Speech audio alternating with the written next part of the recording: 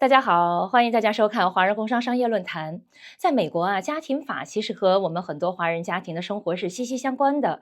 无论是离婚、孩子抚养权、财产的分割，还是说配偶的赡养费，很多人在真正遇到问题之前啊，对美国的法律都不是太了解啊。所以今天我们非常荣幸的邀请到了 Queen and Dorokowski 的创始合伙人之一 David Dorokowski 律师。David 律师是加州认证家庭法律专家，拥有非常丰富的家庭法诉讼的经验，同时呢也是上诉法律专家。今天我们就请 David 律师为大家解答一些华人家庭最关心的法律问题啊。David, thank you so much for joining us today. We are very happy to have you here. Well, thank you very much for having me. It's a pleasure to be here. I am one of the founding partners at the law firm Quinn and Dworkowski. We are a family law firm that handles all aspects of family law, including estate planning, trust planning, and probate work. I have been practicing law for nearly 40 years now. I have been a trial attorney for most of that time.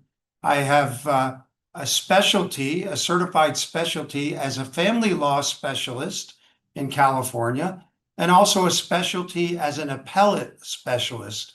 And specialties are something you have to get through the California State Bar examination, and it's rare to have a dual specialty, which I enjoy. 好，非常感谢 David 的介绍啊。其实很多人都觉得家庭法就是离婚，其实远不止这些啊。您平时最常帮助客户处理哪些类型的案件呢？ David, many people think of family law is just about divorce, but it actually covers much more than that, right? What kinds of cases do you handle most often, and what does your family law work look like day to day? Much of our work does handle divorce, but we're not just limited to divorce. We handle all aspects of problems people encounter in their everyday lives in family situations.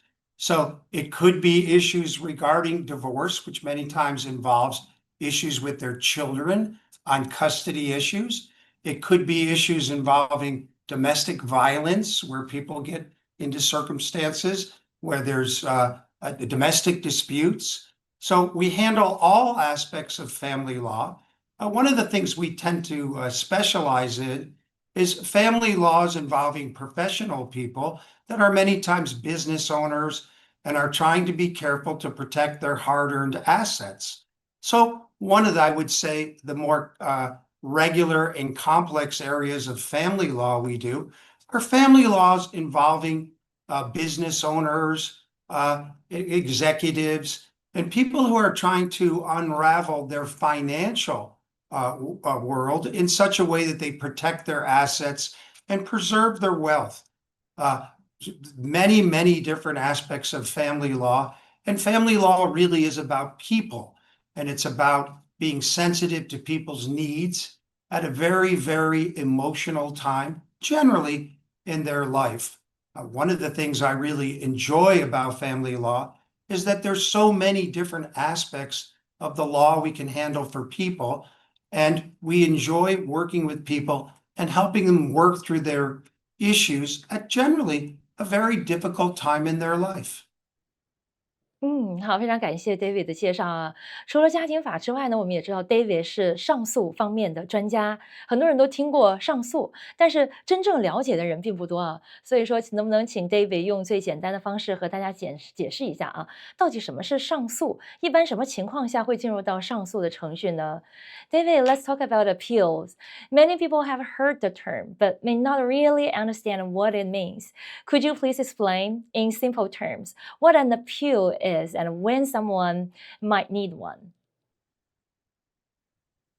Yes, a lot of times people misunderstand what an appeal is.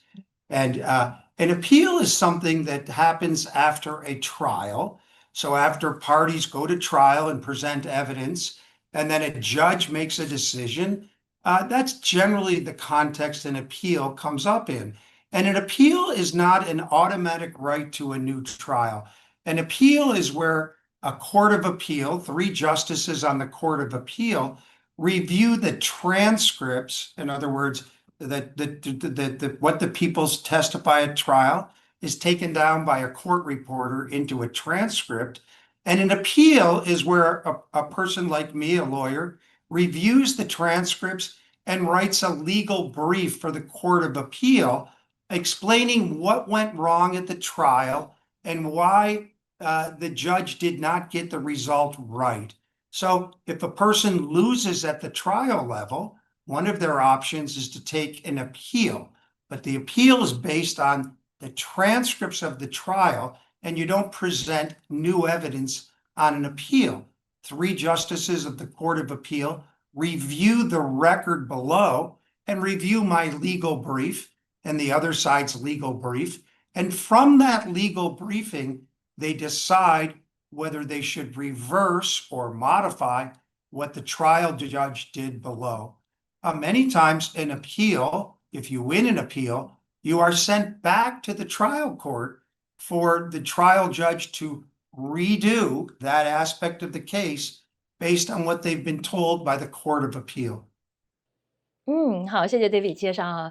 另外呢，你们律所也是处理过很多的 probate 遗产认证的案件啊，有很多华人朋友其实对这个程序并不太了解，那么可以简单的跟大家介绍一下什么是 probate，为什么有一些家庭会要经历这个程序呢？David, your law firm also handles probate matters, right?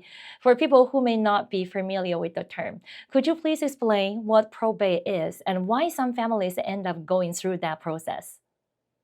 Sure. Probate is a process that's set up in California when someone dies and they pass away, and the courts have to decide how the property they had during their life and left to others should be distributed. Who should get what property? How are debts going to be taken care of?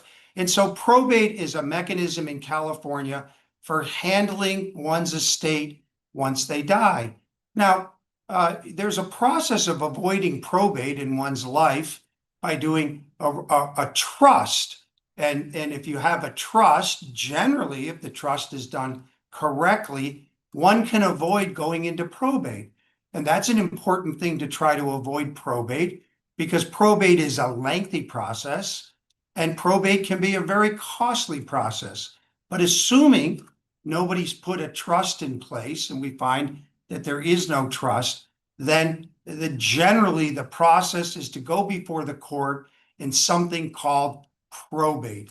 And we handle all aspects of estate work, but one of those things is when there's been no trust in place, that we handle probate. It can be a lengthy process. It can be a complicated process, not always, but it is something that a judge expects rules to be filed and a process to be in place. And so it is a very orderly process generally as to how to handle a probate estate. And our law firm does that and does it with great experience. 好，非常感谢 David 介绍。有很多人在设立信托之后，又会听到一个词叫做 trust and administration。很多观众可能还是第一次听说啊，它到底是什么意思呢？一般是在什么情况下会需要进行 trust administration 呢？David, another term people often hear is trust administration. Could you please explain what trust administration is and when families typically need that services? Certainly, thank you. Trust administration is where indeed a trust was put in place prior to the person passing away, and then the person who's named to help handle the trust has certain duties and obligations to carry out the wishes of the person who's passed away. So we get trust administration involving perhaps what do we do with their house? What did the person who died want to happen to their house? Who have they left their house to? And we have to do a process to figure out, well, how do we, within the rules of California law, handle the different and various assets that the person who died wished to be handled? And so it's just really a process for handling one's estate once they pass away. Now, one of the aspects of that, of course, is making sure any creditors who are involved in the case get any debts handled, and we have to do those things. And then once that is done, it is an orderly process for administrating the wishes of the person who passed away. And generally, that process is orderly, and it does not involve a lot of contention or litigation, but not necessarily, because certain times there's people that will argue, well, I should have been part of the person who received the property after the decedent passed away. And so we get into certain disputes, and we have to negotiate those disputes. And sometimes we actually have to go to court to settle that process. But trust administration, in simple terms, is just administering the wishes of the person who passed away and making sure that the assets are protected and the liabilities are taken care of. And all of the various parties that need to be notified are notified. David, for our final question, if families in the Chinese community are watching today, what is the one piece of advice you'd mostly like to share with them? The one thing I would leave people with is this. Don't wait until you're in a crisis to think about the things that you need to do. A little planning now, whether it's a prenup or a trust, understanding what your rights are, can save your family a lot of stress later. So like so many things in life, the more one plans out in advance, the more one can avoid a crisis situation, or when we have to make decisions on very, very short time frames. It's much better to, in a reasoned way, come to our law office, sit down with an experienced attorney. We have attorneys here that are very well versed in these things, including Chinese attorneys. And so it's best to sit down and plan these things so that when things do happen, and it will happen in life, we all unfortunately will pass away someday or have other issues come up in our lives someday, that we've planned for those things. And so we can handle those things in advance in a strategic manner and in a reasoned manner, rather than waiting for the event to happen. So I guess my advice is stay ahead of it, plan out, and then handle it with intelligence and reason when those things happen. And we'll certainly be here to help you do that. David 律师，今天非常感谢您今天接受我们的采访啊，也谢谢您为大家分享了那么多专业又实用的法律知识。我相信今天的节目呢，可以帮助我们更多的华人家庭对家庭法啊、上诉还有 trust administration 等等啊，有更加深入的了解。David, thank you again for joining us today and for sharing your expertise with our audiences. Thank you. Hope to see you next time. Thank you very much. Thank you very much. Pleasure.